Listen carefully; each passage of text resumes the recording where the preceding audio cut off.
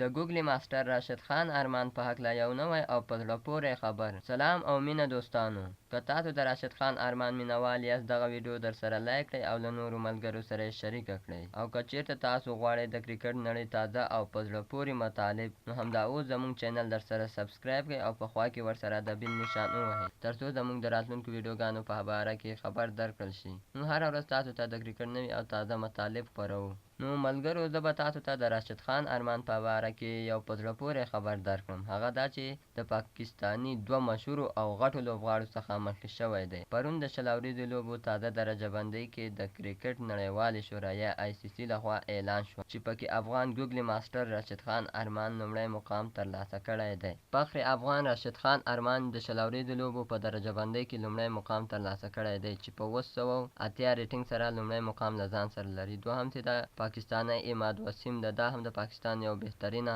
لوبغاړی دی چې 710 ریټینګ سره دویم مقام له ځان لري. دریم چې د شاداب خان ده، دا هم پاکستانی لوبغاړی دی چې یو بهترینه بالر دی، 706 ریټینګ سره دریم مقام له ځان سره لري. څلورم چې د انګلینډی یا انګلستانی عادل رشید ده چې دی 702 ریټینګ سره څلورم مقام له ځان سره لري. بل چې د کلدیپ یاداف ده، دا د هندوستان یو بهترینه بالر دی چې 699 ریټینګ سره پنځم مقام له ځان سره لري.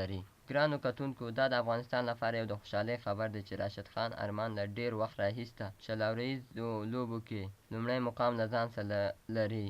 نو ګلونو، که ستاسو دغه ویډیو خوښ شوې وي، له دومره یې شیر کړئ چې د نړۍ هر د کرکټ مینوال یې وګوري. ډېره زیاته مننه. تر بلې ویډیو مو په لوی او سپېڅلي لیزار سپارم. هر چېرته چې یاست ښاد، اباد او بریالي اوسئ.